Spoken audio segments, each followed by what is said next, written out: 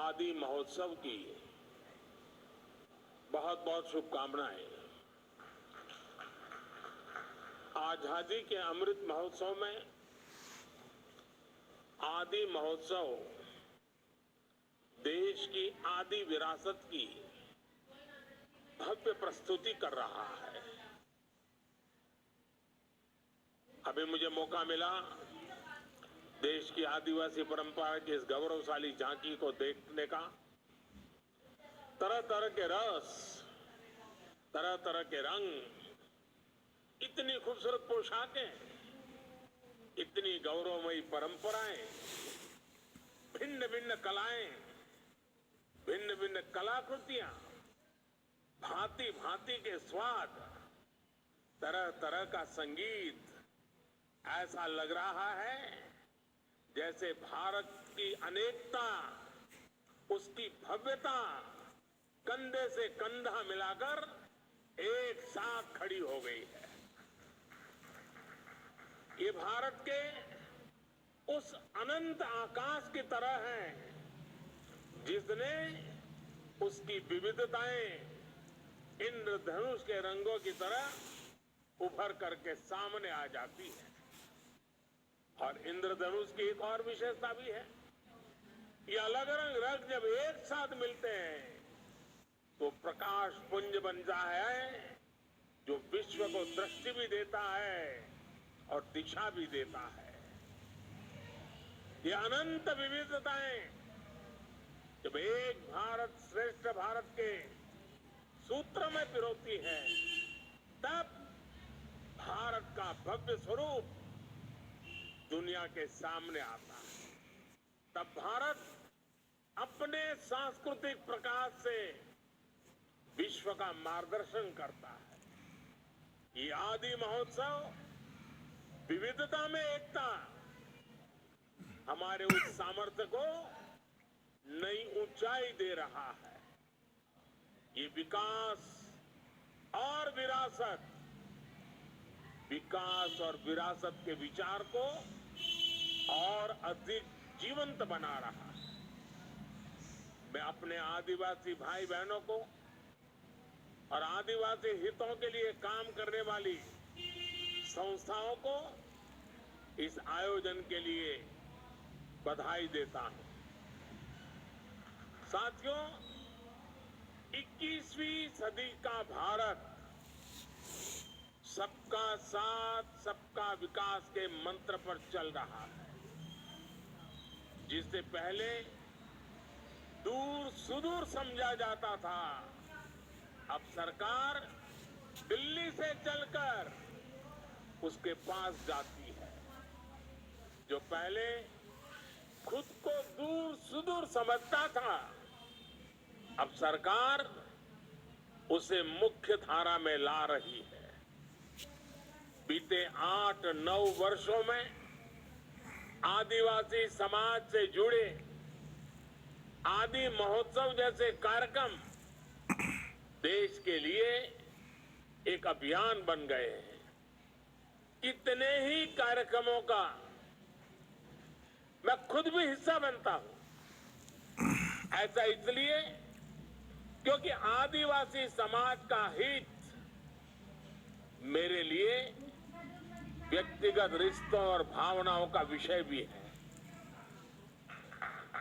जब मैं राजनीतिक जीवन में नहीं था, एक सामाजिक कार्यकर्ता के रूप में, संगठन के कार्यकर्ता के रूप में काम करता था, तो मुझे अनेकों राज्यों में और उसमें भी हमारे जनजातीय समूह के बीच जाने का अवसर मिलता था। मैंने देश के कोने कोने में आदिवासी समाजों के साथ, आदिवासी परिवारों के साथ कितने ही सप्ताह बिताए हैं। मैंने आपकी परंपराओं को करीब से देखा भी है, उसे जिया भी है और इनसे बहुत कुछ सीखा भी है। गुजरात में भी उमरगाम से अंबाजी तक गुजरात की पूरी पूर्वी पट्टी, उस आदिवासी पट्टे में जीवन के अत्यंत महत्वपूर्ण वर्ष मेरे आदिवासी भाई बहनों की सेवा में लगाने का मुझे सौभाग्य मिला था। आदिवासियों की जीवन शैली ने मुझे देश के बारे में, हमारी परंपराओं के बारे में, हमारी विरासत के बारे में बहुत कुछ सिखाया है। इसलिए जब मैं आपके बीच आता हूं तो एक अलग ही तरह का अपनत्व मुझे फील होता है। आपके बीच अपनों से जुड़ने का एहसास होता है। साथियों, आदिवासी समाज को लेकर आज देश जिस गौरव के साथ आगे बढ़ रहा है, वैसा पहले कभी नहीं हुआ है। मैं जब विदेशी राष्ट्राध्यक्षों से मिलता हूं और उन्हें उपहार देता हूं, तो मेरी कोशिश होती है कि उसमें कुछ न कुछ तो मेरे आदिवासी भाई बहनों द्वारा बनाए गए कुछ न कुछ उपहार होने चाहिए। आज भारत पूरी दुनिया के बड़े बड़े मंचों पर जाता है तो आदिवासी परंपरा को अपनी विरासत और गौरव के रूप में प्रस्तुत करता है। आज भारत विश्व को यह बताता है कि क्लाइमेट चेंज, ग्लोबल वार्मिंग, ऐसे जो ग्लोबल चैलेंजेस है ना, अगर उसका समाधान आपको चाहिए, आइए मेरे आदिवासी परंपराओं की जीवन शैली देख लीजिए, आपको रास्ता मिल जाएगा। आज जब सस्टेनेबल डेवलपमेंट की बात होती है तो हम गर्व से कह सकते हैं कि दुनिया को हमारे आदिवासी समाज से बहुत कुछ सीखने की जरूरत है। हम कैसे पेड़ों से, जंगलों से, नदियों से, पहाड़ों से हमारी पीढ़ियों का रिश्ता जोड़ सकते हैं।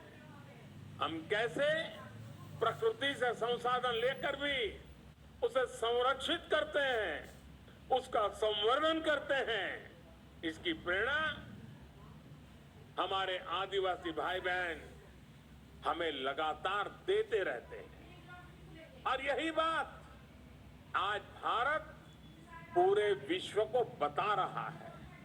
साथियों, आज भारत के पारंपरिक और खासकर जनजातीय समाज द्वारा बनाए जाने वाले प्रोडक्ट्स की डिमांड लगातार बढ़ रही है।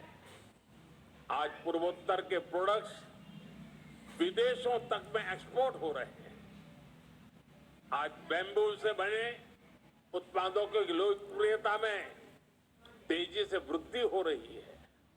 आपको याद होगा, पहले की सरकार के समय बैम्बू को काटने और उसके इस्तेमाल पर कानूनी प्रतिबंध लगे हुए थे।